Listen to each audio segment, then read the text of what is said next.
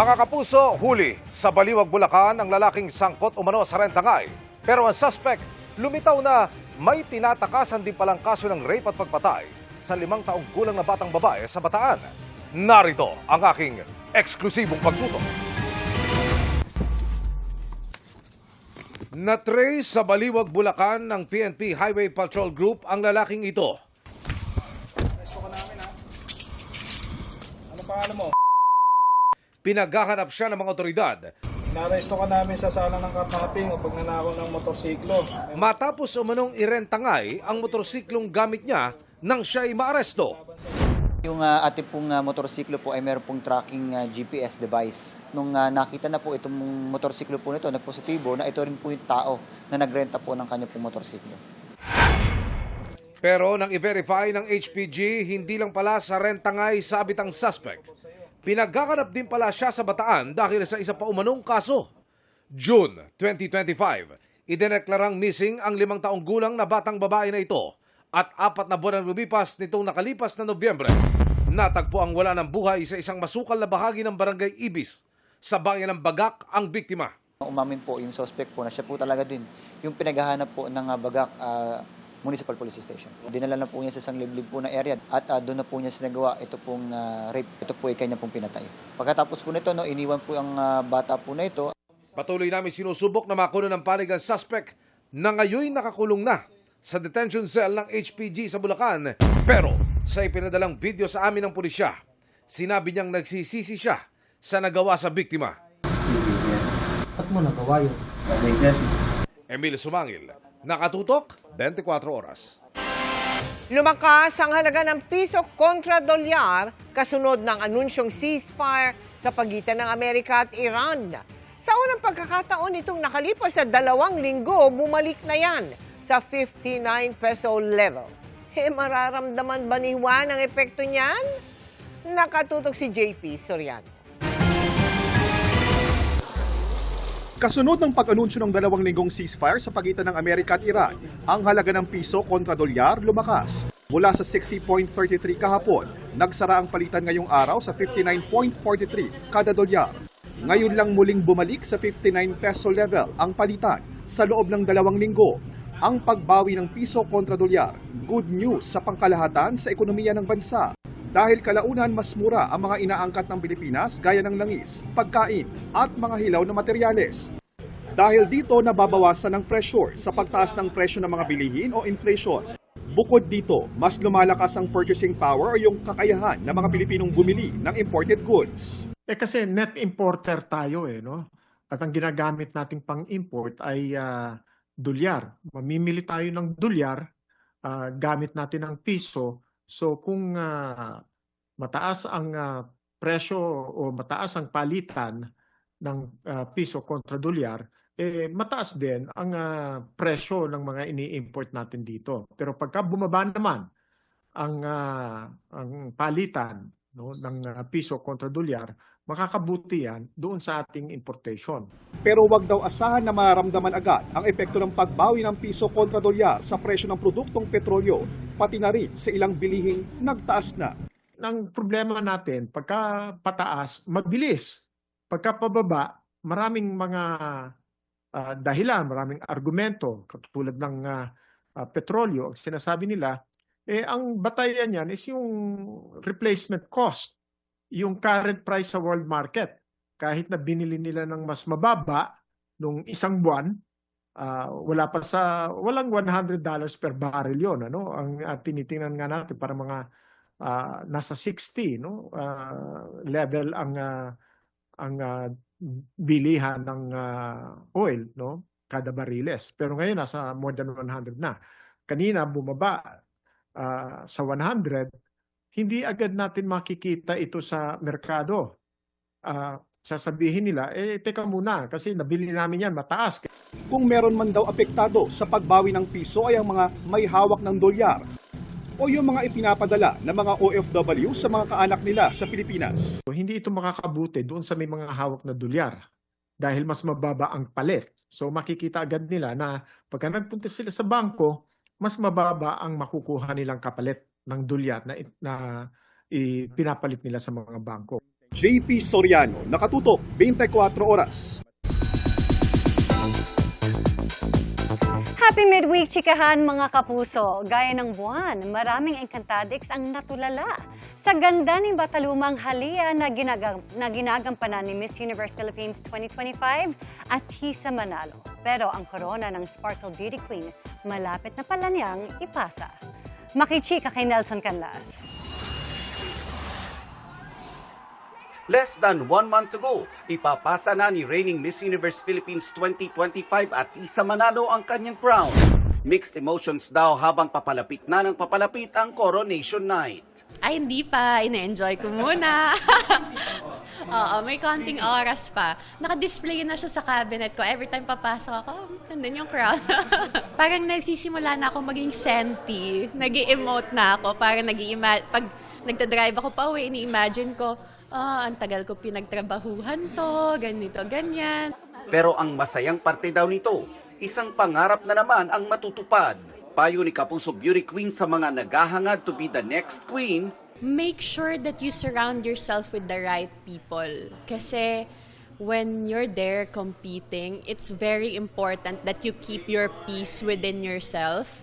And there are gonna be a lot of voices, there are gonna be a lot of opinions and critics, pero you have to make sure that you selectively listen kung ano lang yung makakatulong sa'yo in the journey. Kagabi, napanood ang paglabas ng karakter ni Atisa sa Encantadia Chronicles Sangre. Say ng ilan, in time sa matagumpay na Artemis II mission sa Moon, ang paglabas ni Atisa as Bathalumang Halia. Sa gandang araw ng pambansang manika, tila na mesmerize ang kalabang si Gargan. Hindi lang Encantadix ang sumubaybay sa unang appearance ni Atisa, kundi pati ang kanyang pamilya. Habang pinapanood ang sarili, naisip daw niyang bakit hindi man lang sumagi sa kanyang isip sa nagdaang taon na magiging artista siya. Oh my God, no.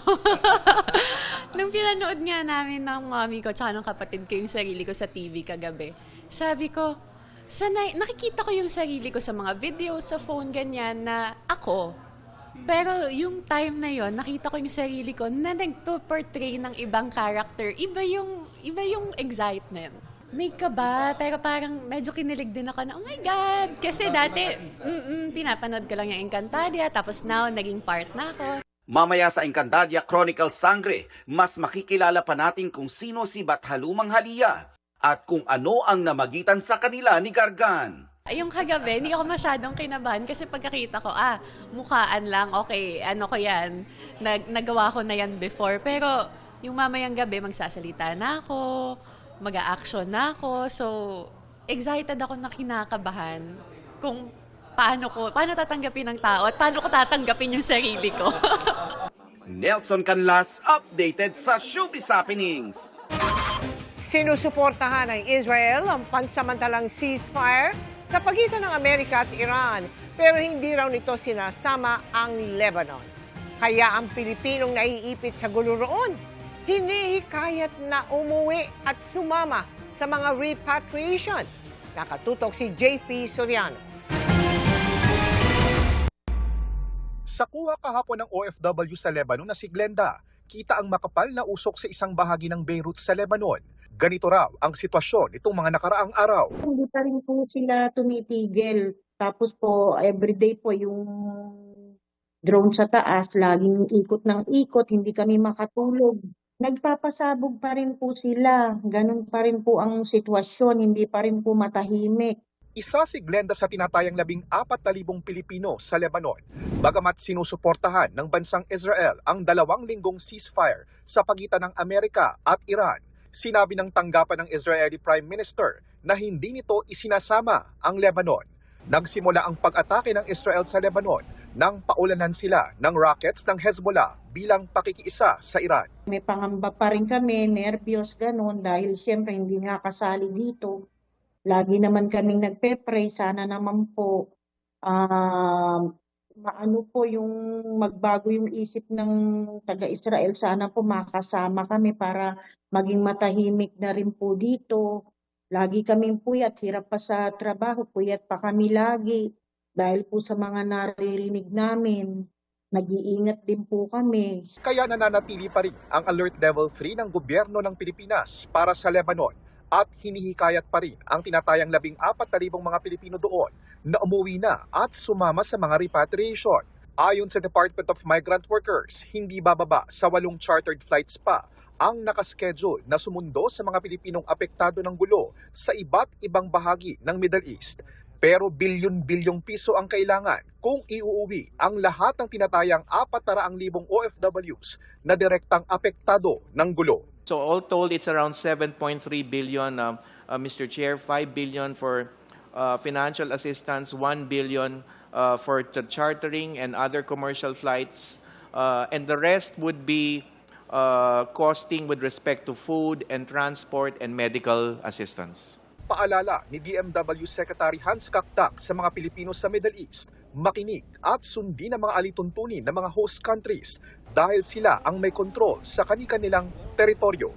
Kaya't makinig at merong mga ilang inanunsyo na mga curfews, merong mga inanunsyo na advisories, ang ilang host governments, so samot-sari, all across the Gulf. Kaya't patuloy lang ang ating magmamanman ng sitwasyon sa larangan na ito. JP Soriano, nakatutok 24 oras.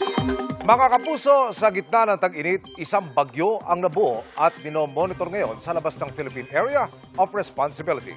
Uli itong namata ng Pag-asa 3,000 kilometro ang layo mula sa silangan ng northeastern Mindanao.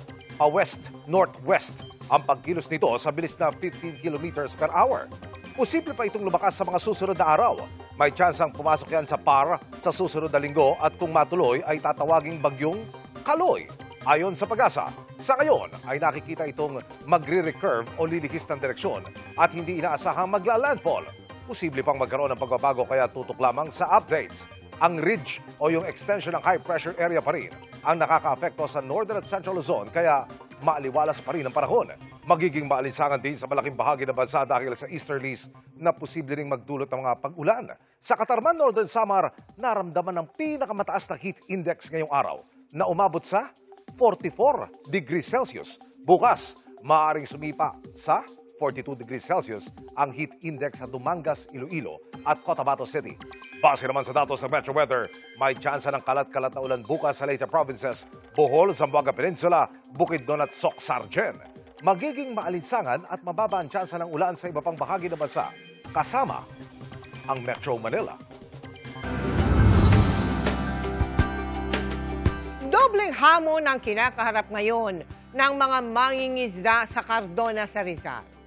Humihina na nga ang kanilang huli at lalo pang pinagpapabigat ng mataas na gasto sa pagpalaot nila ang taas ng presyo ng gas. Sa ilalim ng Operation Bayanihan ng GMA Kapuso Foundation, nagtungo tayo roon para maghatid ng tulong. Pangingisda ang pangunahing kabuhayan ng mga residente sa Cardona, Rizal, gaya ni Rico. Pero simula raw noong Oktubre ng nakaraang taon, unti-unting humina ang kanilang huli at pumayat rin umano ang mga isda. Isa raw sa posibleng dahilan ang hindi magandang kalidad ng tubig sa Laguna de Bay. Talagang humirap na po talaga ang pagdaragat. Yung huling palaot nung Friday, wala po talaga na iuwi.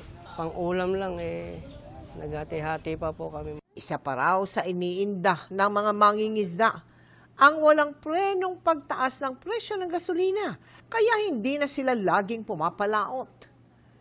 Kung dati umaabot sa 600 piso ang kita nila kada araw, ngayon, swerte na raw kung makapag-uwi pa sila ng 200 piso. Wala namang nahuli. Lugi po pag nasilad sa pagdaragat, ang pinakagastos po sa isang palaot, 1,000 po Siguro mga nasa 1 to ganon.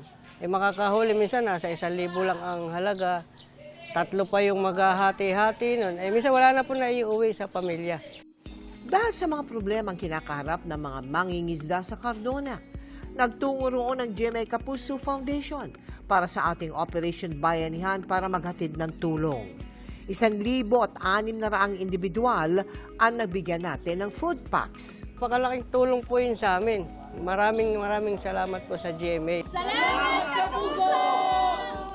Sa mga nais sa inyong tumulong, maaari po kayo magdeposito sa aming mga bank account o magpadala sa Cebuana Luwalier. Pwede rin online via GCash, Shopee, Lazada, Globe Rewards, Metrobank Credit Card at Palawan Pay. Tinanggap na ng House Secretary General ang sabina ng Ombudsman para sa SALN ni House Deputy Secretary General Sofonias Gabunada Jr. Ayon sa Ombudsman, malalim ang alam ni Gabunada sa bilyong-bilyong pisong budget na umano'y napunta sa mga flood control project. Nakatutok si Joseph Morong. Person of interest, si Deputy Secretary General Sofonias Gabunada Jr. sa isinasagawang fact-finding ng Ombudsman para sa posibleng kaso ng plunder laban kay dating House Speaker Martin Romualdez at dating Senate President Francis Escudero kaugnay ng anomalyang flood control project.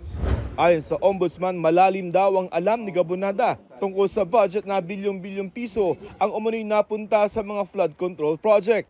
Alam niya kung gaano ka-importante itong tao na ito. Malalim po ang alam ni Gabunada. Lumutang na rin dati ang pangalan ni Gabunada sa isinagawang investigasyon ng Senado sa flood control project. I just would like to make a motion dahil merong official statement si Governor Hubahib ng Davao del Norte alleging a certain Deputy Secretary General ng House of Representatives Sofonias Ponyong Gabunada is very much into corruption. Yung details, napakaraming dinitalye niya. I would like to move for the invitation of this Deputy Secgen Sofonias Ponyong Gabunada, allegedly the bagman of the Speaker of the House. Kaya ganun na lamang ang pagkadismaya ni Ombudsman Jesus Crispin Remulla nang hindi tanggapin kahapon ng House Secretary General ang subpoena para sa mga Statement of Assets, Liabilities and Net Worth o SALN ni Gabunada. Dahilan kaya nagbanta si Remulla na ipakontem si Secretary General Cheloy Garafil. Paliwanag ni Garafil, tuwing Martes at Miyerkules lamang daw ang on-site work sa Kamara dahil sa ipinatutupad na work-from-home arrangement dahil sa krisis sa langis. Malaki raw ang paggalang niya sa Office of the Ombudsman at wala raw silang intensyong magpakita ng kawalang galang o umiwas sa pagtugon.